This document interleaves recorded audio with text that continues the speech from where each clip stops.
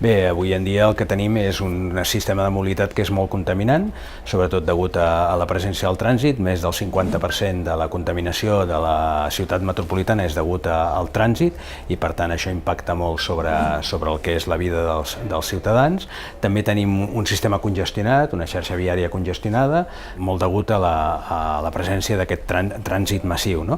Que això és degut també al fet de que hi ha unes infraestructures que encara estan per completar. Hi ha infraestructures de metro que no s'han acabat, hi ha infraestructures de tramvia que tampoc estan acabades, tenim una situació de dificultat amb els intercanviadors, tenim una xarxa ferroviària de rodalies que no funciona prou bé, que necessita més inversió, i tenim sobretot també l'explosió de certs sistemes de mobilitat nous que es basen en la informació que hi ha a través d'internet, no? I que són sistemes de mobilitat compartits i sistemes de mobilitat basats en l'e-commerce, que això fa que hi hagi la tendència a una major ocupació de la via pública degut a la mobilitat en els propers anys.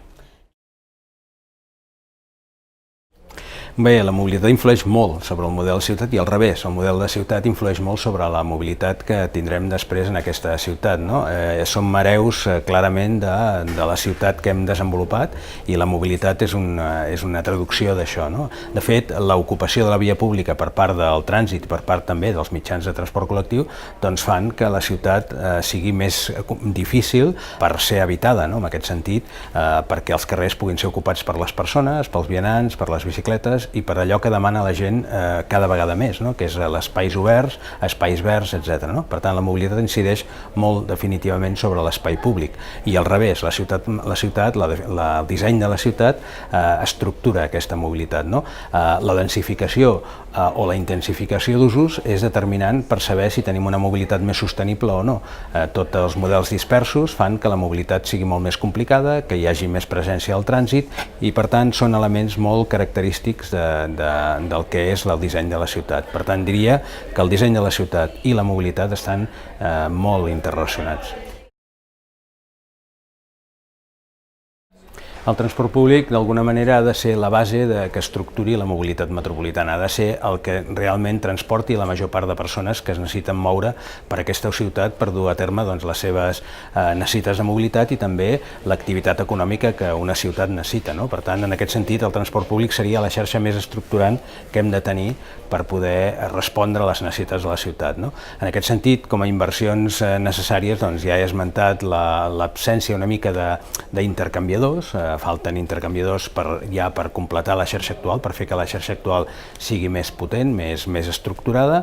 Falten també inversions a la xarxa de rodalies, ja ho hem esmentat, tant en serveis com en infraestructures, no? Es necessita un salt endavant en la xarxa de rodalies que és la més estructurant de tot el territori metropolità. Falta també desplegar més els serveis d'autobusos, sobretot el que fa referència a les entrades a Barcelona i a la segona corona, que està més desatesa, no? I necessitem completar també la xarxa de metro i la xarxa tramviària. A la xarxa de metro, per exemple, amb la línia 9, que està pendent d'acabar, o les extensions de línia 1 a Badalona o línia 3 a Baix Llobregat, per posar uns exemples.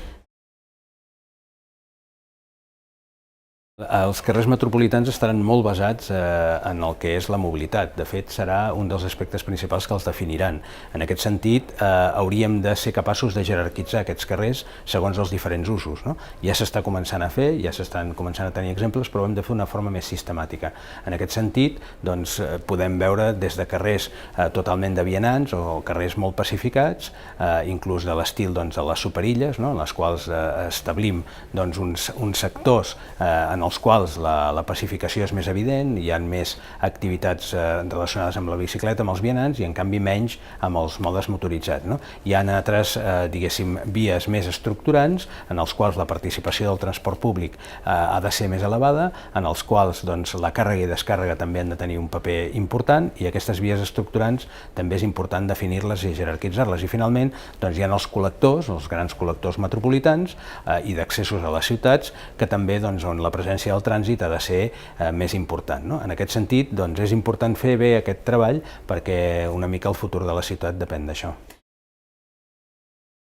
Doncs al meu entendre és bàsic fer aquesta jerarquització de la xarxa viària que ara els hi esmentava, una mica definir bé quins són els rols de cada via urbana, en el sentit de quin pes ha de tenir el trànsit, quin pes ha de tenir la mobilitat sostenible, la càrrega i descàrrega, la utilització per part de modes compartits. Tot això és molt important definir-ho i definir-ho bé per tal de que la ciutat funcioni. Al final, la mobilitat són les artèries de la ciutat i, per tant, cal que el PDU defineixi molt bé com són aquestes artèries, com són aquests carrers, com és aquest metabolisme urbà relacionat amb la mobilitat. Això per una banda. Per altra banda, doncs, és important que defineixi bé les infraestructures de transport públic, aquelles infraestructures que, com deia, formen part de la xarxa estructurant que permeti que la ciutat funcioni, no? I finalment s'ha de tenir un model molt clar de com es vol densificar i intensificar els usos d'aquesta ciutat per garantir que hi hagi una mobilitat més sostenible. Sabem molt bé que el model dispers, a part de que a Europa